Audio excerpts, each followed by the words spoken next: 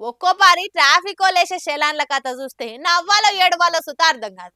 బండికి హెల్మెట్ లేదని ఫైన్ వేస్తే ఒక లెక్క ఉంటుంది, కారుకు సీట్ బెల్ట్ లేదని వేసినా ఒక లెక్క ఉంటుంది. ఇట్లా లారీలు, టాటా సుమోలు, ఆటోలు దేనికి తగ్గట్టు దానికి చలాన్ వేసినా ఒప్పుకుంటారు. కానీ అర్థం లేకుండా ఇట్లా సంబంధం లేని దానికి చలాన్ ఇస్తే ఏందన్నట్టు ఈ ట్రాఫిక్ వాళ్ళు మతుండే వేసిర్రా లేక కావాలని వేసిర్రా? ఇన్నరా అమ్మాగి సంగతి. ట్రాక్టర్ నడిపేటైనకు సీట్ బెల్ట్ లేదని చలానేసిర్రు. ఎంత ఇడ్డూరం చూసిర్రా. ఇప్పటిదాకొచ్చిన చలాన్లల్లా గిదే గమ్మత్ కథ చూస్తున్నాం. ట్రాక్టర్ నడిపేటైనకు సీట్ బెల్ట్ లేదని ఫైన్ వేసుడేంది? భద్రాద్రి కొత్తగూడెంలో అయింది ఈ ఇచ్చంత్రాల ముచ్చట. బూర్గంపాడు మండలం సోంపల్లిలుండే మూల నాగిరెడ్డి అనే గీ అన్న ఎప్పట్లెక్కని ఇసుక ర్యాంప్ల నుంచి ట్రాక్టర్ల ఇసుక నింపుకొని పోతున్నాడు. అయితే ట్రాఫిక్ వాళ్ళు అన్న సీట్ బెల్ట్ పెట్టుకోలే అని చలానేసిర్రు. ఇక ఫోన్ కు మెసేజ్ రాగానే ఏం చేయాలో అర్థం కాక ముక్కు మీద ఏలేసుకుందట.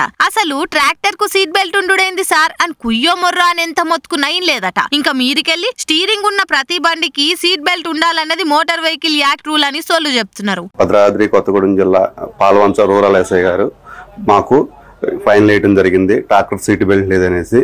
ట్రాక్టర్ సీట్ బెల్ట్ ఉంటుందా ఉండదా అనేది అవగాహన తెలియకుండా వేశారని మేము అనుకుంటున్నాము.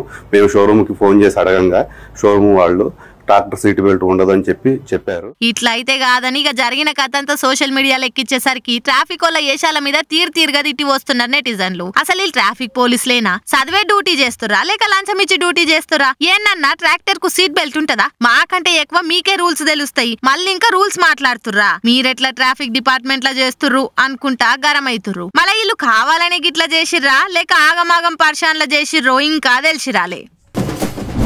ఆ సినిమాలో త్రివిక్రమ్ రాసిన డైలాగ్ ఒకటి ఉంటది, యాదుందా? శత్రువులు ఎక్కడో ఉండర్రా, అక్క చెల్లె కూతుల రూపంలో మన ఇంట్లోనే మన చుట్టూతోనే మారువేషాలు వేసుకొని తిరుగుతుంటారని. ఆ డైలాగ్ కి ఇప్పుడు ఎవరన్నా కనెక్ట్ అవుతారో లేదో గానీ ఏపీ సీఎం జగనన్న మాత్రం మస్తు కనెక్ట్ అవుతాడు.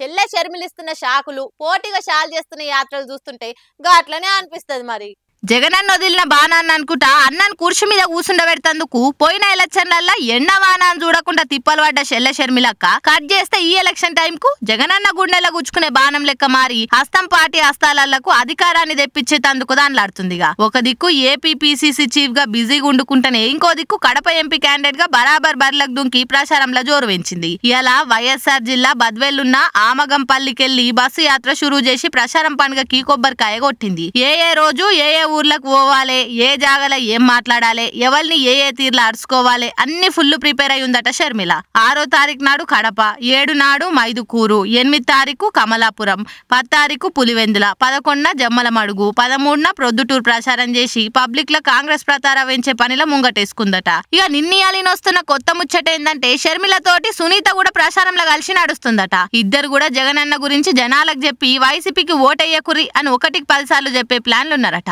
ఇప్పటికే షర్మిల పాక పార్టీలో చేరే వరకల్లా చెల్లెకే న్యాయం చేయలేనోనివి జనాలకే న్యాయం చేస్తావు జగన్ అనుకుంటా కూటమి పార్టీలు మాటల మంటలు పుట్టిస్తున్నాయి. అది చాలనట్టు సునీత కూడా జగన్ కు ఎగనెస్ట్ గా అయ్యే వరకల్లా బాబాయిని చంపించింది ఎవరో అందరికి తెలిసిపోయింది అనుకుంటా ప్రతిపక్ష పార్టీలు తలో తీరు కామెంట్లు చేస్తున్నాయి. ఇప్పుడు వైసీపీకి వెళ్లి కడప ఎంపీ క్యాండిడేట్ గా అవినాష్ రెడ్డి నిలబడితే పోటీగా కాంగ్రెస్ కి వెళ్లి షర్మిల ఎంపీగా నిలబడుతుండే వరకల్లా కడప పాలిటిక్స్ మస్తు హీట్ అయినాయి ఇప్పుడు. మరిగా ప్రచారంలో షర్మిలక్క వేల్చే బాంబులతోని ఇంకెంత రచ్చ అవుతుందో చూడాలిగా.